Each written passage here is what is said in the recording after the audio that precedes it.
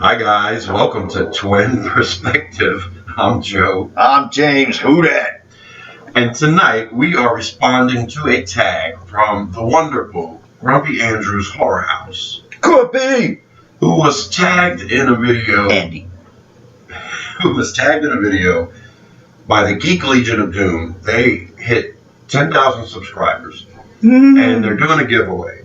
Now, I've only subscribed recently, so this video is not partaking in the entry for the giveaway. This is just in response to Grumpy Andrew, and he wants a list of 10 films that are non-franchised. Tough. Now, non-franchised means no sequels, no reboots. Can't be a remake. There goes Jaws out the window. Yep, there goes all the Star Wars movies. Exorcist, Back to the Future, Yep. Poltergeist, Alien. Friday the 13th, needless to Thing. say. Even The Thing? Really? Evil Dead. I mean, Evil Dead loses on reboot and sequel. I couldn't say Seventh Samurai if I wanted to. Because Magnificent Seven. Well, now the rules are probably iffy, and I don't know if we're going to flunk some of these rules. We haven't talked to Geek Legion of Doom to see if this goes, but we've heard a few things. So if it's based on a TV show, it's fine, as long as the TV show isn't the reboot of the movie, or if the movie isn't a reboot. So of a TV show, the movie can be a reboot of the TV show. Just can't be a sequel. I didn't include The Shining because of this. Right. Because they redid The Shining, and Dr. Sleep is coming out in theaters. It's not done yet, but it's in the works, and that's a sequel to The Shining. The reboot of The Shining was a TV series. I decided not to include it because I got a Kubrick on here. He's going to be represented. So I have a specific list from 10 to 1, and they're numbered. I've always had a list of my favorite movies, and I think I've gone up to like 25. And so once I put the rules in and took out all the ones that were disqualified, I still had my natural top 10 list that was left. My brother, on the other hand, wants to mention other films that perhaps him and I have a lot in common, so we don't want to double up on too much. Of course, you're not going to get rid of some of your favorites, but in the end, I think we have two alike. Okay, so I'll mention mine as they are presented numerically, but for everyone I mention, you'll mention one as well. Yeah, I don't have mine listed in any kind of particular order. So this is for you, Grumpy. My top 10 favorite non-franchised films, along with some other great ones from Brother Jim. Student Bodies is not on either one of our lists, and that is always on my top 10. Yeah, we have to mention Student Bodies first and foremost. First and foremost, if you haven't seen it yet, Grumpy, since that's the only one on either of our lists that you haven't seen. Oh, man. I'm pretty sure you've seen everything on our list. Lists. Yeah, I'm pretty sure you've seen these movies. So, here we go. Here we Number 10 on my list, directed by Wes Anderson, is the classic Rushmore. Woo! I love Rushmore. The first time I saw it, I was a little put off by it. Thought it was weird, but every time I watched it, it got better and better. And now I think it's his best film, and I really like all of Wes Anderson's movies. Wes Anderson, all of his movies do that too. Yeah, they take a Purposely kind of off-putting. Even if you know what you're getting into, it still takes you. Between them and the Coen brothers. Yeah, it's true. It's true. My wife hates The Life Aquatic. I think that's my favorite. And that was the one that I grooved on the initial viewing. I was like, this movie is so out there. You know what what was the one with the hotel? Not the motel, but the hotel. Man. God damn it, I can't think of it. The damn motel, New Hampshire, Rwanda. That's a really good movie, and I've only seen it once, and I don't own it. And I never caught it when it's been on pay TV. But anyway, that's a really good movie, too. That one was brilliant first time around. So anyway. He turned me on to Rushmore. Rushmore to me is a great. It's a classic. It's a cult classic. It's like, in my opinion, Ferris Bueller for that generation. So there you go. Rushmore, number 10, Wes Anderson. You want to mention a movie now? Yeah, since I don't have a Wes Anderson one on my list, I'm going to start us off with a comedy. When Harry Met Sally. That came on last night. Now, see, that's my all-time favorite romantic comedy, so it goes on the list. Even though Meg Ryan's hot, the two leads are obtainable by the other sex when you're watching the show. Right. And I think everybody knows the guy and a girl can never be friends, and have gone through it in some kind of way. I mean, they weren't best friends, like secret admirer per se. Right, they started off not really liking each other, then they eventually became friends, then they became really close, and then they realized they should just be a couple. That's a progression for people. Yeah. In kindergarten, the worst part, girl picks on the boy when they don't like each other, they really like each other deep down inside. The worst part of romantic comedies is going through the breakup, that when they get together. And to me, that was the worst part. They got together and then it kind of went downhill just a little bit. But most romantic comedies do that for 75% of their movies. And this one was just written well, made me laugh. The orgasm scene in the restaurant was something I played at my club with the screen down at least 500 times in my life when I DJ'd. Right. That meant everyone was getting a shot. When Harry Met Sally, directed by Rob Reiner, written by Nora Ephron, with the great, lovely Carrie Fisher, and rest in peace, and Bruno, rest in peace, Kirby, as great supporting characters. Mm-hmm. That I think I was understanding more of their relationship, because the relationship I was in when I first saw it was more like theirs. I like it. It's a great movie. Passive aggressive. It's one of the best romantic comedies, for sure.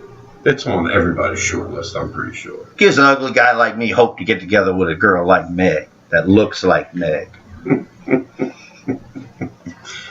Okay, I'm going to number 9. A Coen brother movie. Mm-hmm. My favorite Coen brother movie. Oh, brother, where art thou? I'm right here. And that is based on, right, the Odyssey or the Iliad or something. So one of them. But it's a book.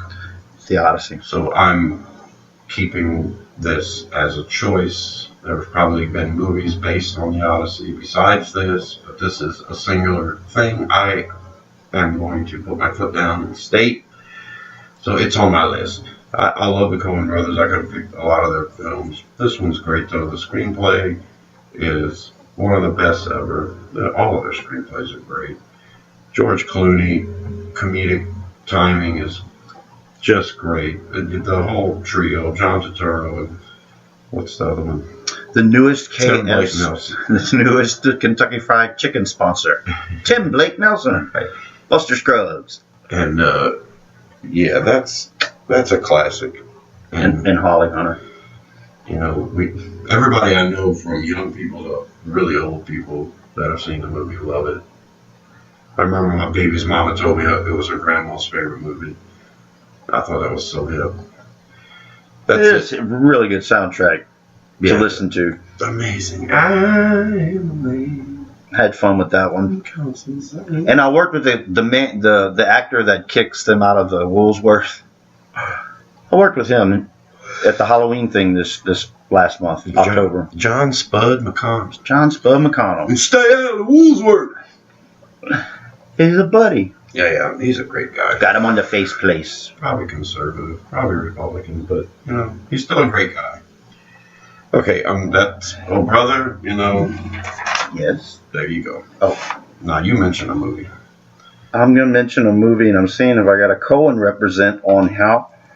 It is actually on my old list for the honorable mentions. I had Fargo as an honorable mention. Oh, yeah. Oh, you betcha, yeah. Oh, you betcha. But It's a little too violent. Oh, I like Old Brother better. So Old Brother is there. Honorable mention. I'm going to go with The Shawshank Redemption. Frank Darabont. I don't think you have a Darabont on your list. No. Stephen King adaptation. Yep. Very good movie. Rita Hayworth in The Shawshank Redemption was the name of the short story. I think everyone's seen it. It's one of those movies, kind of like American History X, where I never want to put it in, but if it's on, I'll start watching it, and then you can't get pulled away after a while. Right. And I work with. I always got to mention someone I work with. Come on, man! 6 Degrees to Beaver Cleaver. Jimmy Whitmore, who was the old man that had the bird in his pocket, that got released and hung himself because he didn't know what to do. His son is a director on NCIS New Orleans, and he's old now. He old too. So Shawshank Redemption, and everybody loves that movie.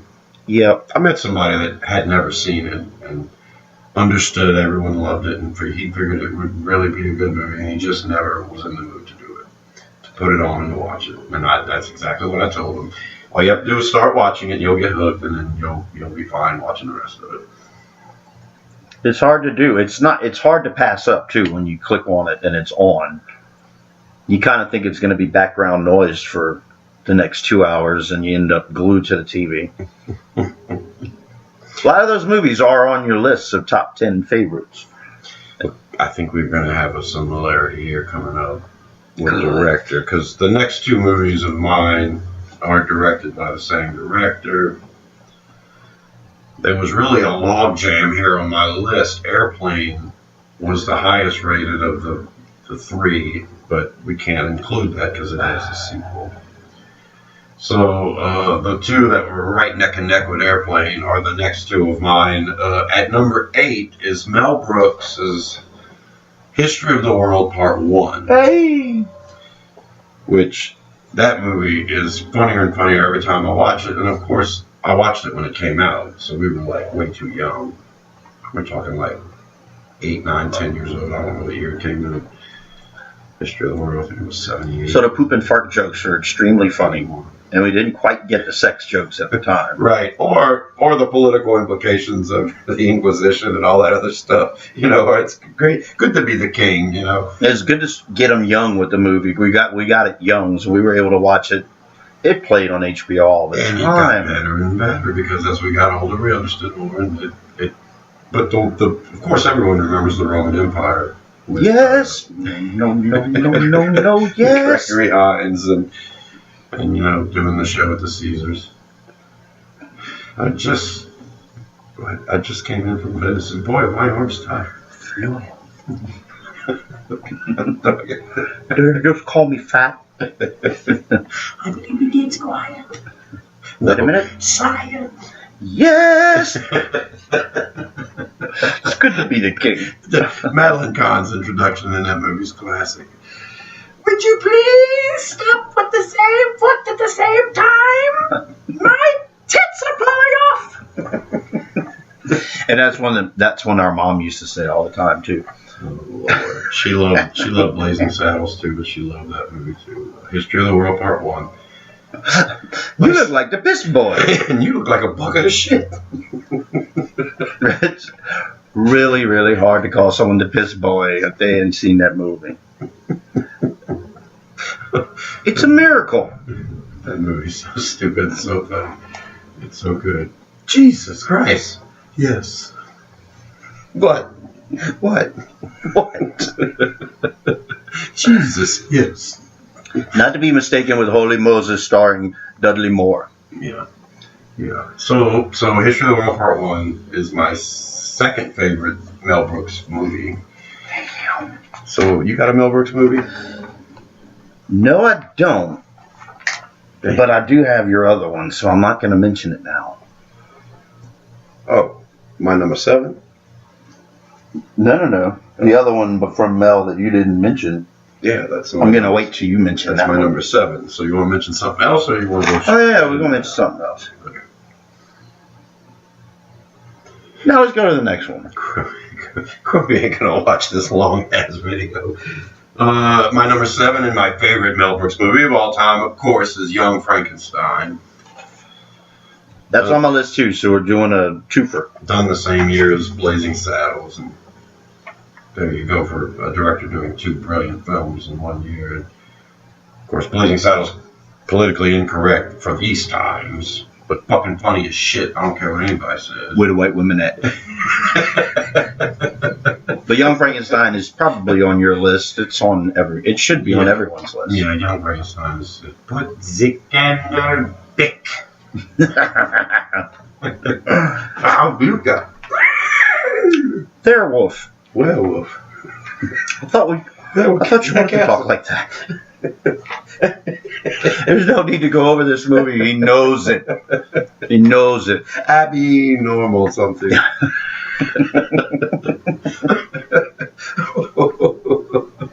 Oh man. Yeah, we don't have to go through.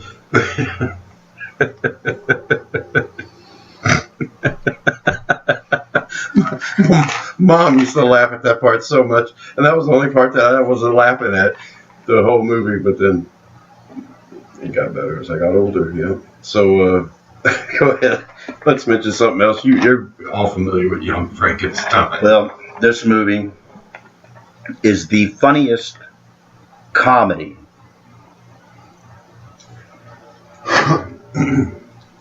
before the year 1964. Really? Stanley Kubrick's Dr. Strangelove, or How I Learned to Stop Worrying and Love the Bomb. Directed in 1964. No movie before that was ever funnier. Okay. So it's a stamp. It's a Psycho stamp for the rest of horror to go with. This is a stamp that Airplane took from. Everyone else can thank Airplane. Everyone else after Airplane, they'll be forgetting about Dr. Strangelove. The 3 brilliant performances by Peter Sellers. The political ramifications are still new to me. I just watched it last year. Well, this year, yeah, it's still 2018. You rewatched it this year. Oh, you were in here? No. Last time I watched it was probably 10 years ago. But I had seen it several times. Yeah, and funnier. It gets funnier. And, No Fighting in the War Room is just hilarious on so many levels. And every word uttered is hilarious. And just the number of men to women. Slim Pickens riding that bomb going down at the end. And way to go. Way to go. George C. Scott. Of course, Sterling Hayden. Mm-hmm. Who we knew from 9 to 5. Oh, yeah. Apparently he was a big name. Only other movie I know him in. Yeah, we watched Dr. Strangelove in retrospect. So, yeah, I think I was probably in my early 20s when I first watched it. Watching it in the last 4 years, because my political insight has grown. Right. Well, 10 years ago, I was astute enough to catch most of it. Yeah, Kubrick's especially brilliant. the comedy. So that's your only Kubrick? I don't have a Kubrick on my list. I think that's my only Kubrick. Yeah, The Shining was supposed to be represented, but I got 2 black and whites in my top 10. Okay, number 6 on my list. This long ass video. Number 6 is Oliver Stone's JFK. My favorite movie by Oliver Stone. That was a movie I didn't want to watch. Avoided it for almost 2.5, 3 years. And I was at a shit time in my life when I didn't physically had nothing else to go, nowhere else to go, nothing else to do. And I just decided to watch the movie because Steven was playing it. And about an hour into it, I was so involved that when the problems in my life started to resurface, I was like, fuck you, I'm doing something now. So that's how good this movie was. It took me from my darkest moment and was like, did you know that this shit happened? Yeah, this shit really did happen. Now, people talk about the editing and stuff and acting like Stone was trying to manipulate things. This is where the term conspiracy theory came from. The public knew JFK was not assassinated by one person. they said it's a conspiracy, and then the FBI and CIA, the CIA turned around and said, oh, they're conspiracy theorists. They're theorizing that the truth is actually the truth, and we're trying to make up a story. So there you go.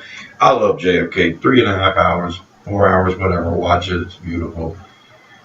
And Grumpy Oliver Stone, if you haven't thought about any of his brilliant films. Okay, you mentioned one. Yeah, I waited just a few years ago to watch Dances with Wolves because of the length, but until he saw it and said, "Watch it." No, really, watch it. Yeah, and JFK was that movie forever. Yeah, it's the same way. It's such a long movie, and it was great. I'm going political as well, and JFK isn't an honorable mention for me, but I'm going to go with All the President's Men, Alan J. Pakula. All the President's Men. Deep in search of deep throat. You're not looking hard enough. But all these skeezy, a lot of these people are in JFK too. E. Howard Hunt, and Gordon Liddy, and H.R. Haldeman, all these bastards. Back when the Washington Post actually did something called investigative journalism, right? They single-handedly, with their two named before you could put it in that paper, you had to have two people to verify that. Mm-hmm. And it's probably such a slow burn that most people wouldn't want to watch it, but for me, I find it pulse pounding. Mm-hmm. Following the trail, especially knowing some of the names, knowing what we know, especially now with politics, and some of the people in this movie that were in JFK. But two great performances: Dustin Hoffman, Robert Redford. All the President's Men, not that Sean Penn movie that All the King's Men. It's All the President's Men. I wonder if there have been other film versions of that account. Watergate. Well, the Post that's the way. Count them, spoiler alert for the Post, but that's how it ends with the break-in at Watergate. So if you ever watch the Post, you start, because that's where All the President's Men starts off, with the break-in at Watergate. And you'll see some real damn investigative journalism before a billionaire bought out the paper. How do you silence them? Buy them. And now there's no investigative journalism done throughout any form of media. Jeff Bezos owns the Washington Post. Jeff Bezos. We're talking about 50% of all your online sales go through Amazon. We're talking about he's got a contract with the CIA.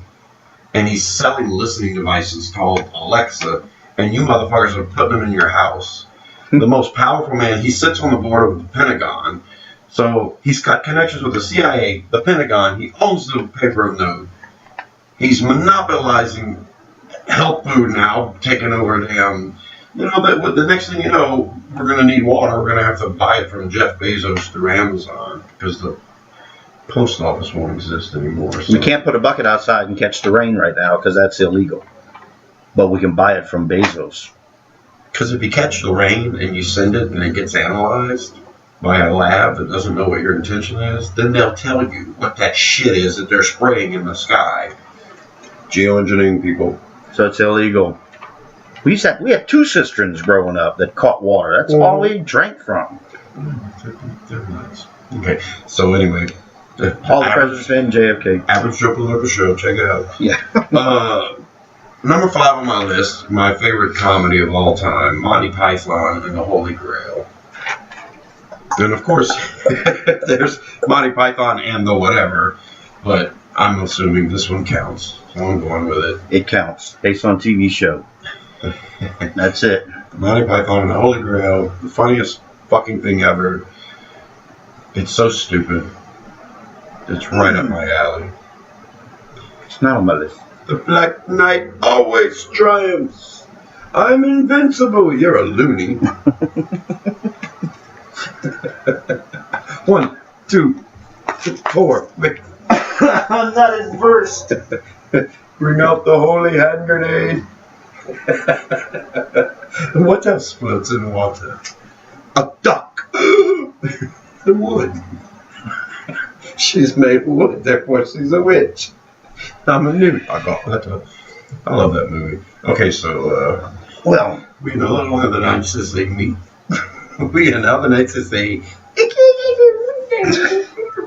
I literally cannot do any of this segment with you. Okay, so mention another film. But Oh, brother. I do have a Terry Gilliam film on here, but you have that, so I'm going to hold off on it. I was never a really big fan of Brazil. It was alright. But I'm a huge 12 Monkeys fan. It was alright. Yeah, it ain't on my list. So I'm going to go with what's on my list. Quentin Tarantino's Pulp Fiction.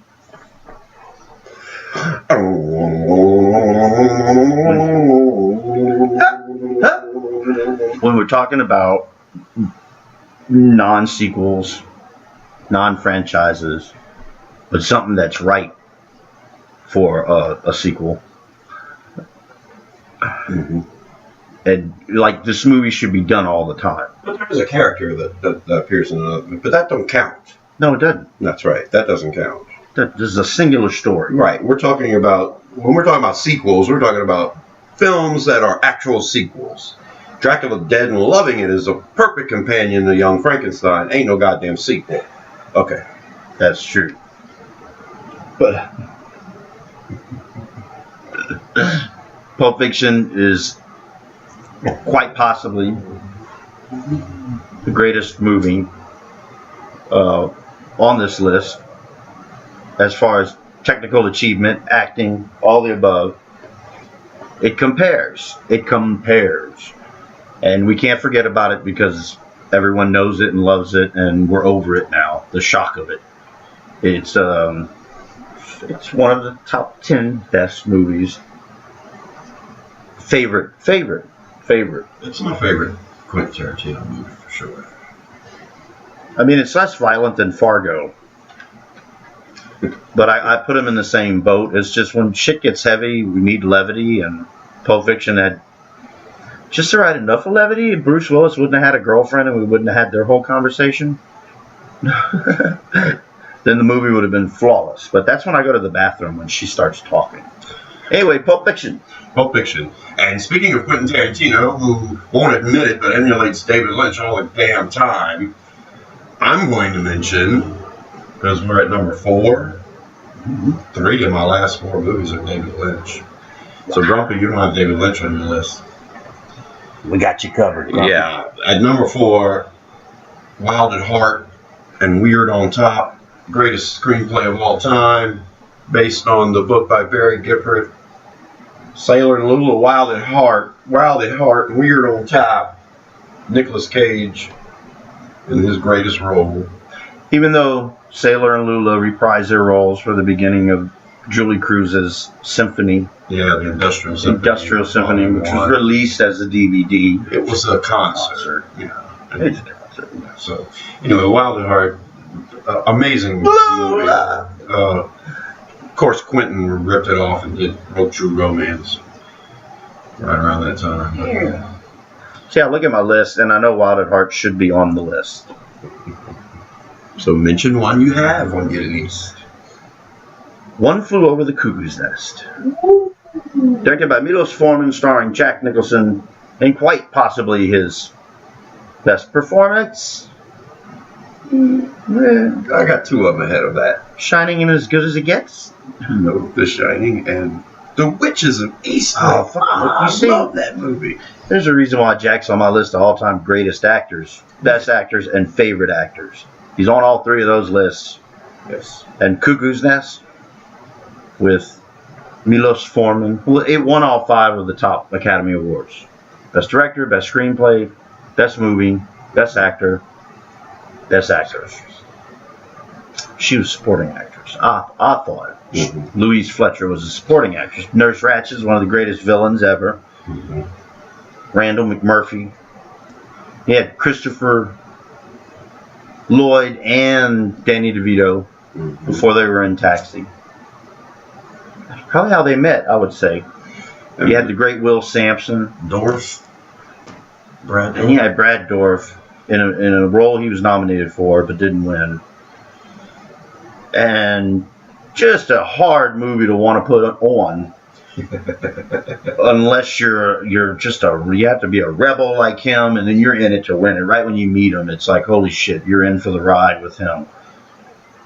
But Scatman Crothers, Yep. it's Jack Nicholson and Scatman before they were in The Shining together. Just a great freaking movie. All right. Makes me smile. At number 3 on my list is another David Lynch movie. It is Blue Velvet Whoa, whoa. with Dennis Hopper, the greatest supporting role ever, in my opinion. Of all of the time. Blue Velvet's one of them things that it's iconic. It's a cult classic. It's a great film. Academy Award nominated and completely freaky. And I was looking for my scissors. it was quoted as the most talked about film of the decade. Well, I don't know. A lot of people at that time, I was a teenager, that was talking about it. The cover made you want to pass it up because it looked like some romance. But Yeah. and you watch it and get submerged. And beautiful, beautiful movie. It's amazing they kept the whole scissors thing quiet. You know, that's like a Sixth Sense kind of quiet. The most talked about film of the decade. You know they're talking about that moment.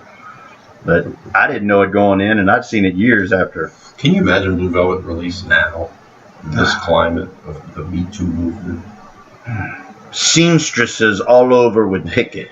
And she got beat and she liked it. No one buys my fabric anymore. Between that movie and Silence of the Lambs, I'm never working at Hancock's again. Okay, what's another movie you can throw in here? You can wrap this thing up. That we don't have, that's the same? Yeah. Homme d'Elephant. Ooh, David Lynch. The Elephant Man. When asked David Lynch's my favorite movie of David Lynch, a lot of times the answer will be The Elephant Man. Usually right when I want to see it again and right after I watch it again. I realize that it's just a great freaking movie. It's sad as all hell. Technical as all hell.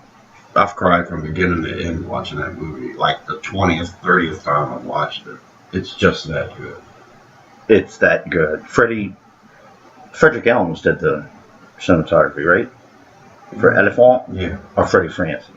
Frederick Elms. Yeah, I think it was Frederick Elms. One of the Freddies. Shadows, everything, another black and white entree. Mm-hmm. You thought it was going to be Casablanca, didn't you? Anthony Hopkins before everybody knew who the hell he was.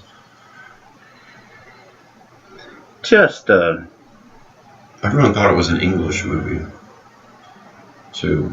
Even though it was, David Lynch is an American director, they thought it was directed by.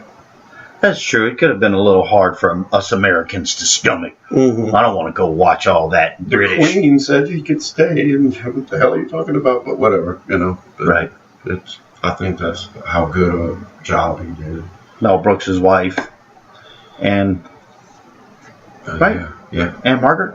Mm-hmm. No. And Bancroft. Yeah. And that's how Lynch. Yeah, Mel Brooks saw Eraserhead and loved it and thought he'd be perfect to direct The Elephant Man. And Kept his name off of the poster. that's how Lynch became a big time director, thanks to Mel. Good old Mel Brooks. Thanks, Mel. Thanks, Mel. Okay, number 2 on my list of non-franchise favorite films is The Fisher King, Terry Gilliam. Fisher King. You got to mention that too, and we talked about that in other videos, of course. Terry Gilliam, Robin Williams' greatest performance, Michael Jeter, which is my second favorite supporting role ever, Such a good performance. and Mercedes Ruehl won the Academy Award, and of course Jeff Bridges as Jack. And you can have your Coen brother, Big Lebowski. You can have the dude, I'll take Jack every time. Jack. Same voice acting coach he worked with Brad Pitt in 12 Monkeys. That's just a fun fact. That was the first time I realized Brad Pitt could actually act. Was in 12 Monkeys. Yeah. Before I thought he was just a pretty boy. The girls loved him. When I watched that, I was like, dude, this dude's bringing it. Yeah, and a two completely different acting styles. So whoever this acting coach was, Terry Gilliam knew, apparently. But Amanda Plummer. Yeah. It's lightning outside. Yeah, we've got that. Some rain going on right now. It was about 10 seconds between we were doing the poltergeist thing, and now it's about 2.5 seconds between the flash and the boom. There's some tornadoes in this crap. We're going to be hit by it for a couple of days. Yeah. Good old Louisiana living. High of 70. And the lights, yeah, really, no joke. And the lights aren't going off. Our shit's swamp tested. All right, Mother Nature approved. I'm going to my number one. How many more you got left on this? Janice. Oh, I cannot be Katharine Hepburn. Fisher King. Did you lose your mind all at once, or was it a slow, gradual process? Well, I grew up. It starts telling his life story. Oh, shit. That plus I watched all my friends die. God, that's such a good fucking movie. Don't hold back. And then everyone's sick, not a doctor in sight, and then the pizza man shows up and all the doctors swarm in and grab the pizza. And this upshot of the wave of doctors moving in with Such a beautiful. Gilly, and the way they did the dance with. Now, I used to play that one at the club too when it was early and people were filing in. They drop the screen and they're walking, and all of a sudden they're twirling, and then they break into walking again at the end, and it was just mesmerizing. Yep. And the whole time you had Tom Waits telling a story from the wheelchair.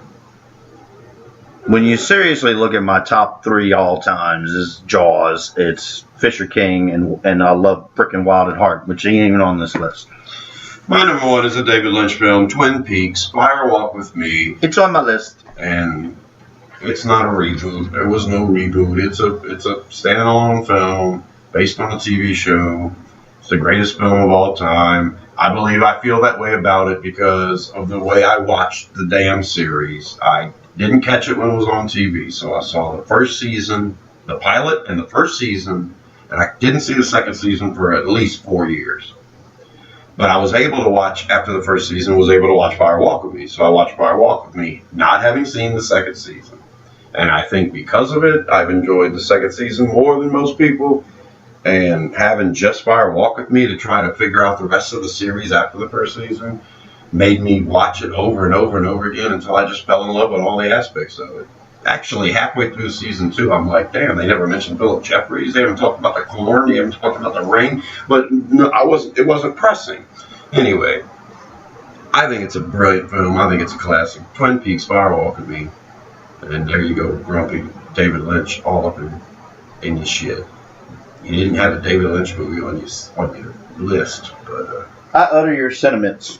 Twin Peaks, Fire Walk with Me, and The Elephant Man are my 2 David Lynch representations in top 10 all-time favorite movies, not sequelized, not including Student Bodies. Yeah. This was the top 10 list of brothers Joe and Jim from Rosenfield 10. Top 10 favorite franchised films. We're coming up with a couple other top 10s. We're going to do... do we actually want to go with... what do you call it? Guilty pleasures? Guilty pleasure. But, you see, we want to mention guilty pleasures, but it's such a thin line because some people might just think it's a brilliant movie because, they're one of the geeks that get it. That got us thinking of movies that just are universally panned that we love. That could be a top 10 list. Yes. So, and then a top, really what I thought you were looking for, a top 10 list of movies we really love that no one talks about. Right. Not necessarily panned, but that just aren't mentioned. So there's a lot of top 10 lists we want to do. Yeah. And we'll be tagging you. Yeah, so keep your eye open, Grumpy. And for anyone else watching this, I hope you enjoyed it. This has been Twin Perspective, top 10 non-franchise films. I'm Joe. I'm James. Thank you, Grumpy, so much for the continued support. And we will see you in the trees. Bye. Who dat?